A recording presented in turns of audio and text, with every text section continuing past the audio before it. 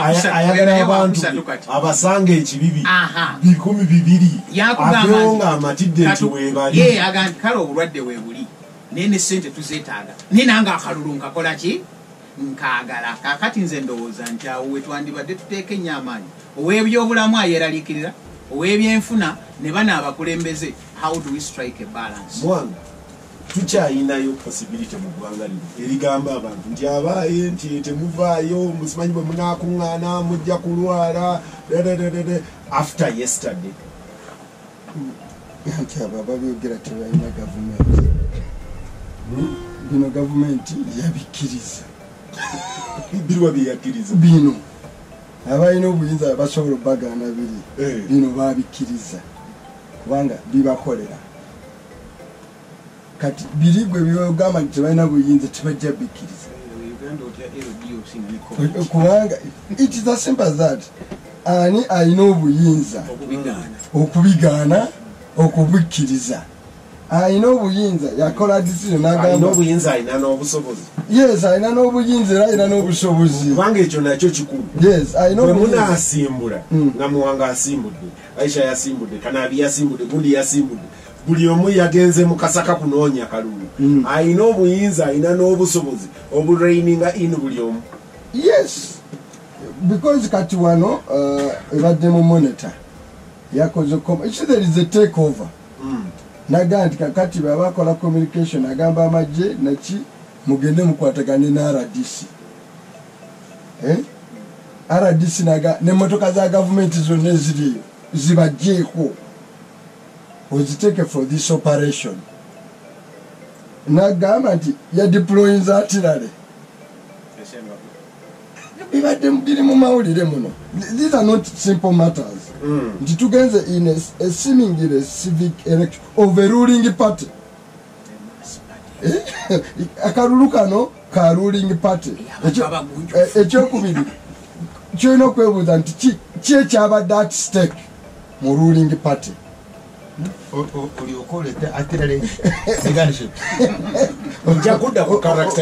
No. Yandi kyegamba nti COVID bekyatuse ku interest eyabaga. You see, you must understand. Kyabalina obuyinza kati basobola okwambala esuuti naye nga bagenda okutuuka mu ntebe gye baaliko baabuuka mirambo.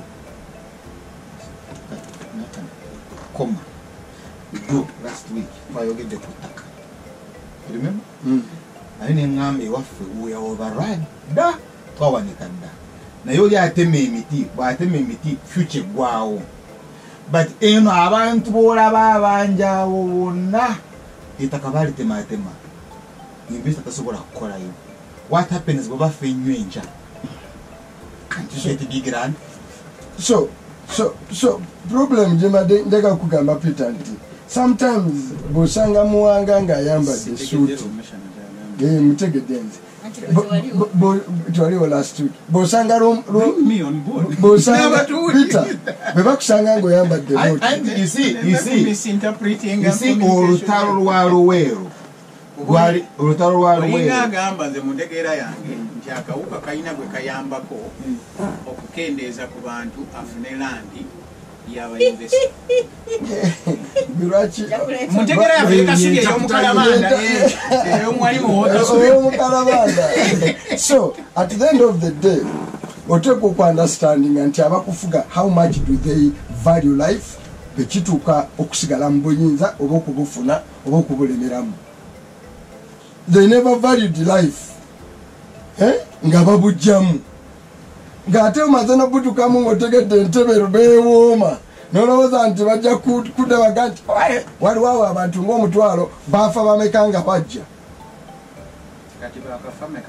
Kati bakafa bameka baali bajja. You see, be baali bajja 500,000 people.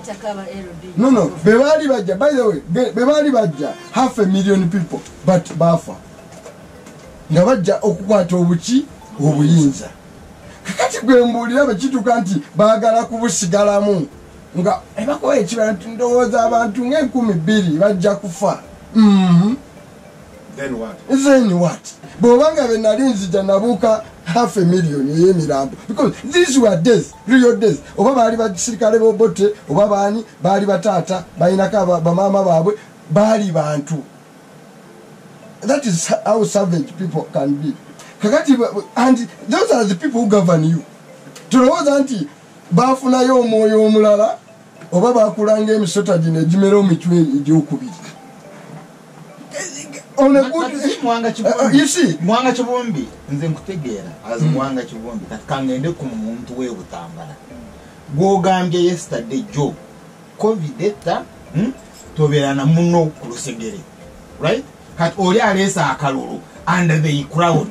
Yes. Baloge kiki no tekugamba nti omuntu we Butambala ayina kumanya bumanya ti bano ababafuga be batuka ku kyokusigala mu buyinza.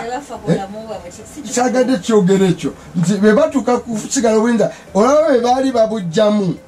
Mani ayinako olumu debate ku DP ng'abantu bajja akyuzinga ti DP teyagenda mu buyinza all the years. Nimbabuuza ti DP be batekkiririza mu kuyiwa musaayi tekkiririza mu kubba bululu kati nze etyo yandigenze otya mu buyinza ng'ababuyina bayiwa musaayi babba bululu. See, that's when you pose the wrong question. Temwagenda mu buyinza ababuyina temukkiriza mu kuyiwa musaayi tokkiririza mu kubba buki bululu then ogamba nti bali abalimu moderator nsaba Muwanga nanga nyambeko wakati akoza analysis eri etulaga obunafu bwoli ono omuntu wowe Butambala nozalo omushana gwayogerako omukozi otya kati omuntu wange yoli aliwo tali kululu.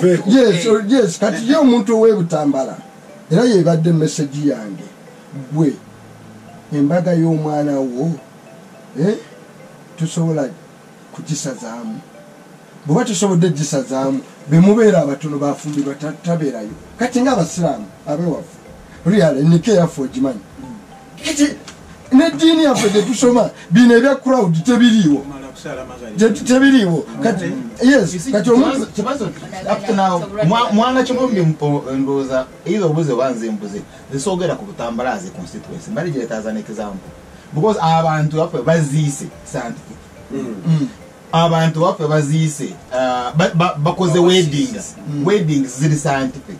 Tosobola kugamba nti muntu ku kyalo tamanyi ekyokukola okwewala akawuka naye kana akalulu bwe kazze ne babeera ng'ente mulundi gumu nga bwolaba ensaanafu. What is wrong? Because politician yemanyi mufu. But what has gone wrong with our people? You see Peter njega kugamba Charles Romushana beauty ensi gyefuna the best gift ensi gyesinga okufuna kwe kufuna abakulembeze abagunjufu. The worst curse kwe kufuna abakulembeze abatali bagunjufu. So what we are talking about is simply a question of how yes tukungula how civilized are your leadership across the board. Ono achambade na ino talo lunene nnyo and have been accused failure of attending a function mu COVID and have not attended any. Similideko na town wadeji but it's me alone. Atachiri costly era baga omusajja COVID okuvala yajja tajjanga kwano kuzika tukoze emikolo gyaffe talabika